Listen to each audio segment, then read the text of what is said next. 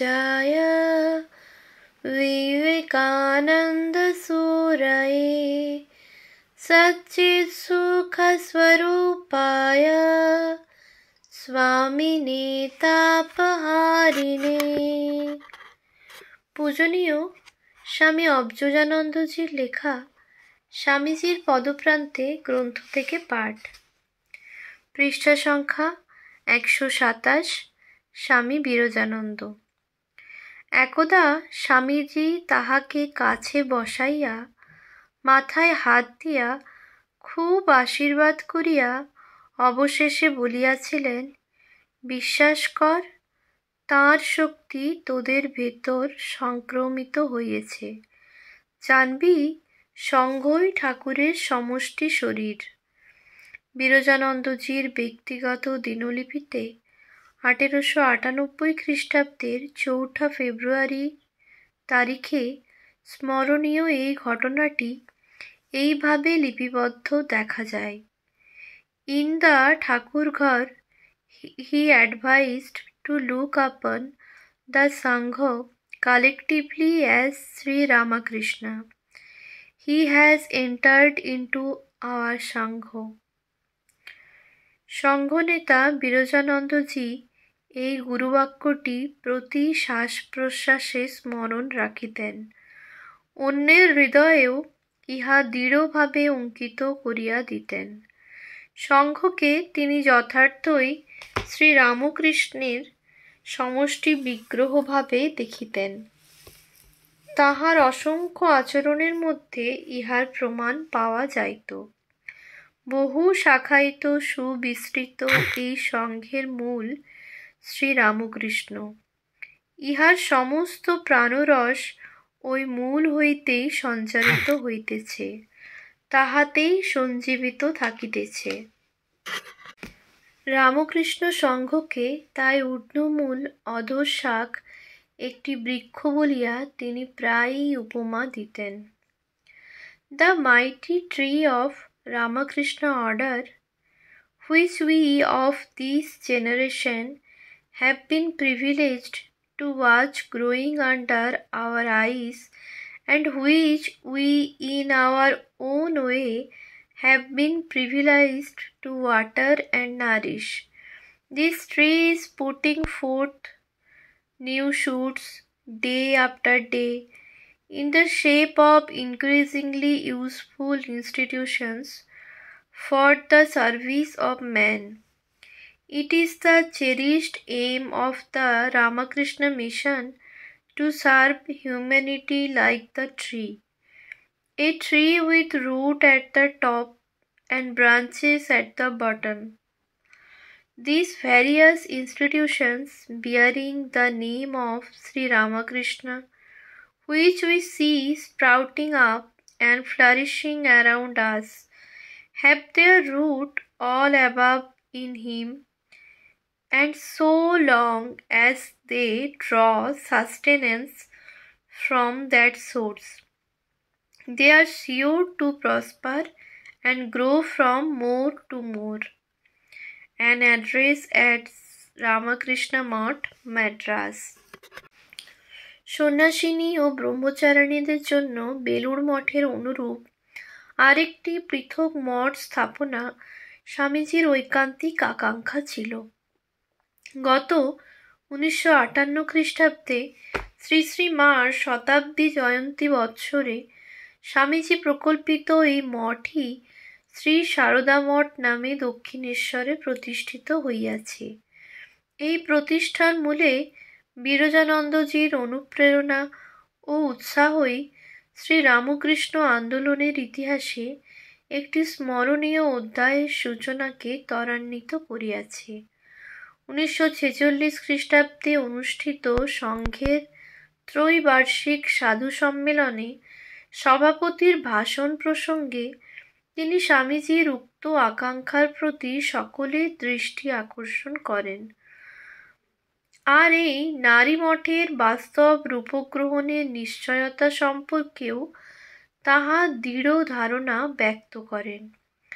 ওই ভাষণে তিনি বলিয়াছিলেন, I am sure nothing will be wanting or will stand in the way to make the women's mot a grand success. তারপর 1950 খ্রিস্টাব্দে 30শে জুলাই নিবেদিতা বিদ্যালয়ের সারদা আশ্রমবাসিনী কয়েকজন ব্রতধারিণীর উদ্দেশ্যে প্রেরিত তাহার আশীর্বাণীটিও বিশেষ ইঙ্গিতপূর্ণ ও তাৎপর্যময় বলিয়া এ প্রসঙ্গে খুবই স্মরণযোগ্য।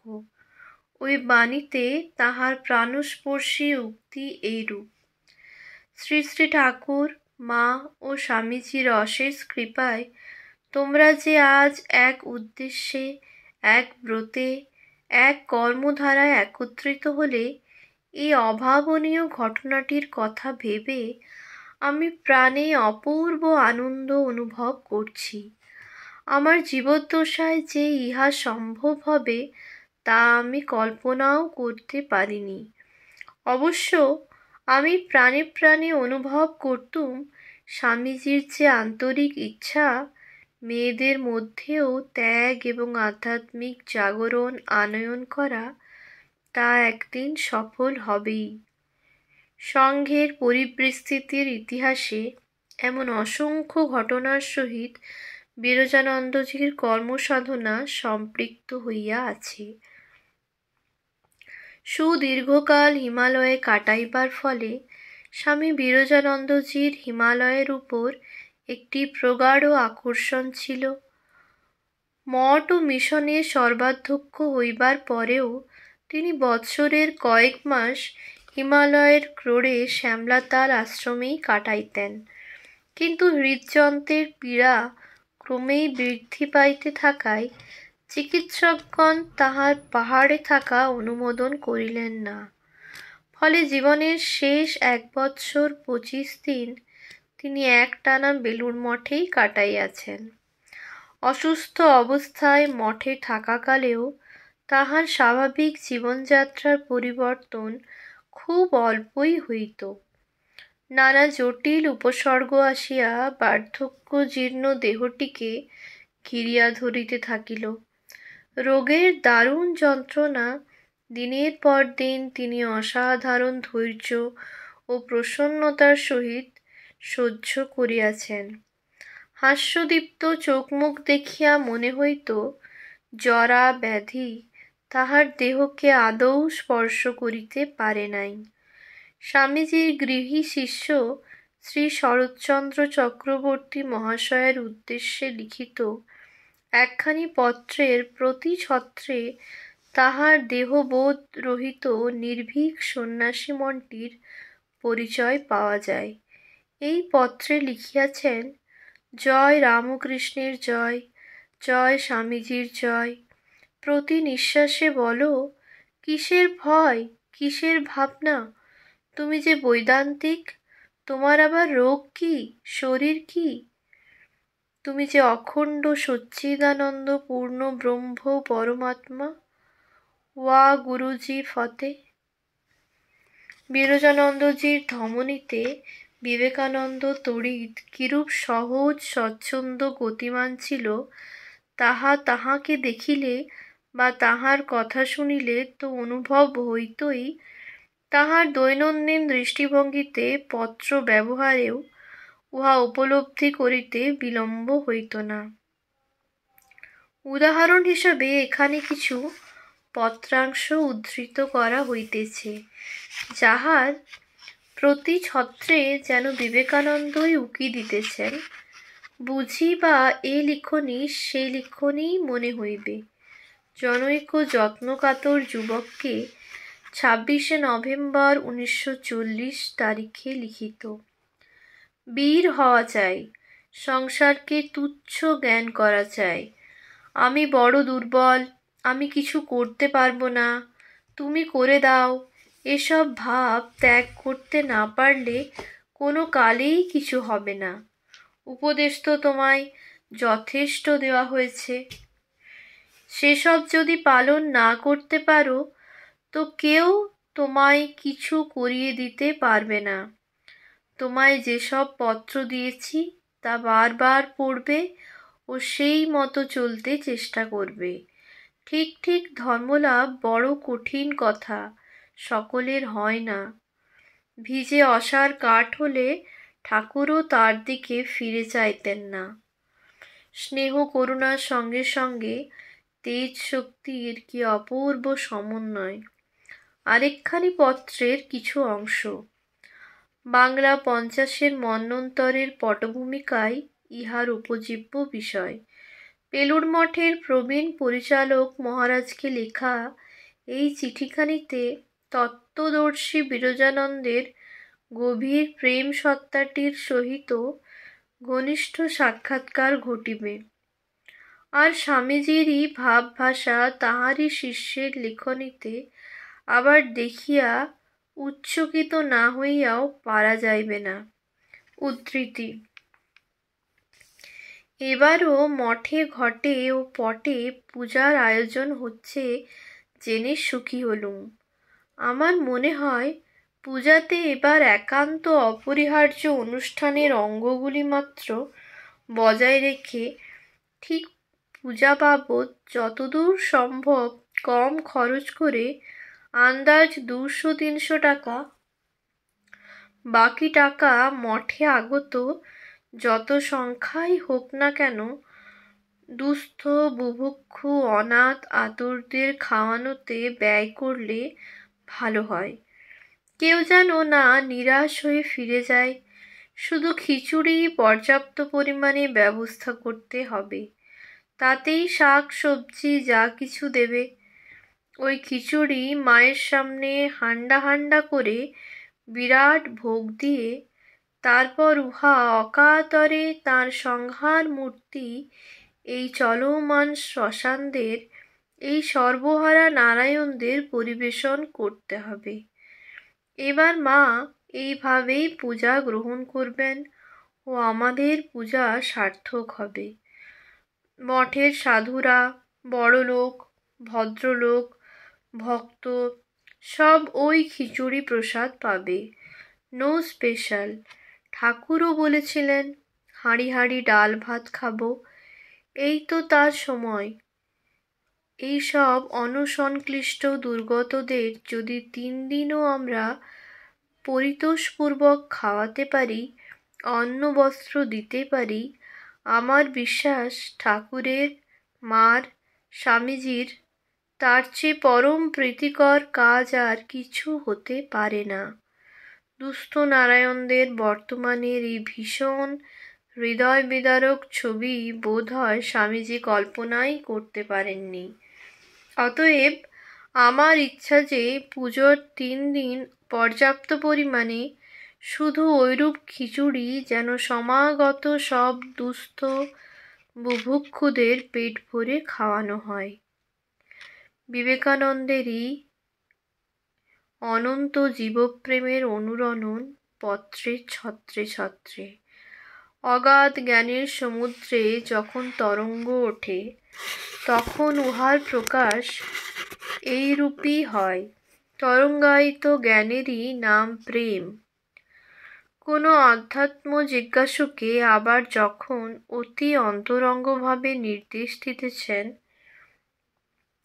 সে পত্রের স্বাদ আবার ভিন্নতর, কিন্তু উহার বর্ণে বর্ণে গাঙ্গেয় স্নিগ্ধতা। একখানি চিঠি: তুমি নিয়মিত জপ ধ্যান করছো জেনে প্রীত হলুম। তার জন্য যে কাঁদতে পারে সে তো মা ধন্য, সে পুরুষই হোক আর স্ত্রীলোক হোক।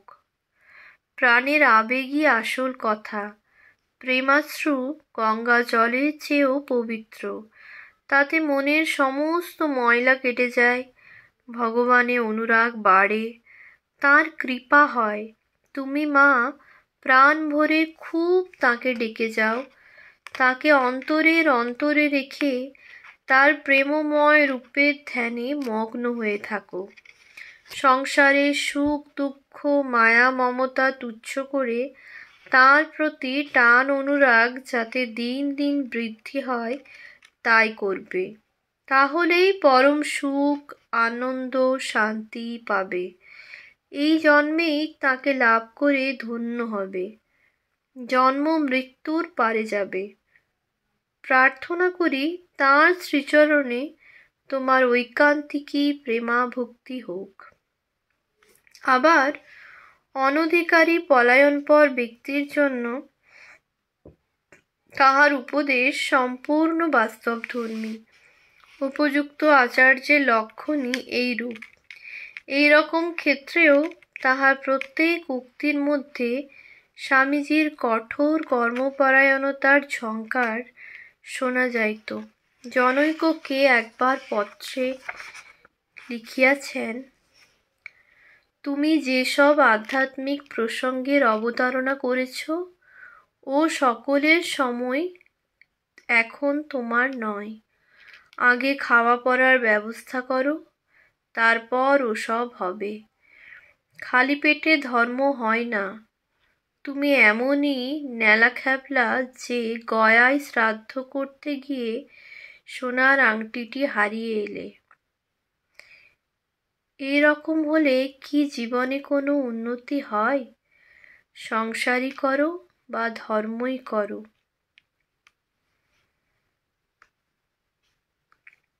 পরমার্থ পথে যাত্রীর কাছে বিরজানন্দজি ছিলেন একজন শক্তিমান নির্দেশক, প্রকৃত অর্থেই সুহৃদ ও আচার্য। অলৌকিক আশ্চর্য উপায়ে তিনি যে কোনো সংশয়ের নিরসন করিয়া দিয়া তৎক্ষণাৎ জিজ্ঞাসুর অন্তরে জ্ঞান ভক্তির দীপকে উজ্জ্বলিত করিয়া দিতে সক্ষম ছিলেন। বিদ্বান পণ্ডিত রামনারায়ণ তর্কতীর্থ বেলুড় মঠে আসিয়াছেন মহারাজজির দর্শন ও আশীর্বাদ আকাঙ্ক্ষায়। তাহার মুখে শ্রীমদ্ ভাগবত আলোচনা এবং শাস্ত্রালাপ মহারাজজির বিশেষ প্রিয় ছিল। একদিন পণ্ডিত মহাশয় করজোড়ে জিজ্ঞাসা করেন, শাস্ত্রে যে ত্যাগ তপস্যার কথা পড়া যায়, ব্যবহারিক জীবনে উহার প্রকৃত প্রয়োগ বা তাৎপর্য কিরূপ? মহারাজ মাত্র দুইটি কথাই বুঝাইয়া দিলেন, ত্যাগ আর কি? বিষয়াসক্তি ত্যাগ। আর তপস্যা? সংসারে একমাত্র ভগবানকেই আপন জেনে শুধু তাঁকেই ভালোবাসা, এই তো তপস্যা। পণ্ডিত মহাশয় আবার প্রশ্ন তুলিয়াছিলেন, মহারাজ, যাকে দেখা যায় না তাকে ভালোবাসবো কেমন করে? বিরজানন্দজি সঙ্গে সঙ্গে দৃঢ় কণ্ঠে বলিয়া ওঠেন, কে বললে তাকে দেখতে পাওয়া যায় না? মুহূর্তের মধ্যে তাহার উজ্জ্বল নয়ন দুইটি আরো উজ্জ্বল ও আয়ত হইল। বদন মণ্ডলকে আরো কৃত্রিম দেখা গেল। চোখে যেন বিদ্যুৎ ঝলকাইল। বাক্য মনাতীত অনির্দেশ্য বলিয়া যিনি সুবিদিত, সেই তাহাকেই সুস্পষ্ট নির্দেশ করিলেন, এই যে, এই তো, এইখানেই। বলিতে বলিতেই মহারাজজি অকস্মাৎ স্থির গম্ভীর মূর্তি ধারণ করিলেন। চোখের পলকও বুঝি পড়িতেছিল না। নিস্পন্দ শান্ত বিগ্রহ। আর কোনো কথা হইল না বটে, কিন্তু জিজ্ঞাসু পণ্ডিত মহাশয়ের সকল তর্কের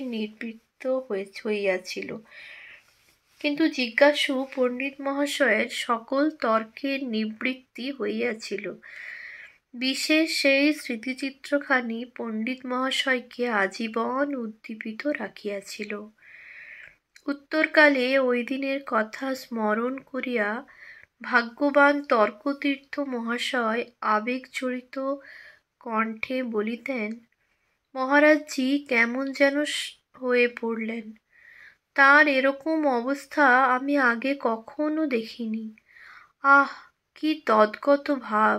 খানিকক্ষণ চুপ করে দাঁড়িয়ে থেকে অপলক চোখে তার সেই সমাহিত মূর্তিখানি দেখতে দেখতে কেমন বিহ্বল হয়ে গিয়েছিলাম। বড় আনন্দে ডুবেছিলাম। পরে নিঃশব্দে তাকে প্রণাম করে ঘরের বাইরে চলে এলাম। ওম শান্তি শান্তি শান্তি। হরি ওম তৎসৎ। श्रीरामकृष्णार्पणमस्तु।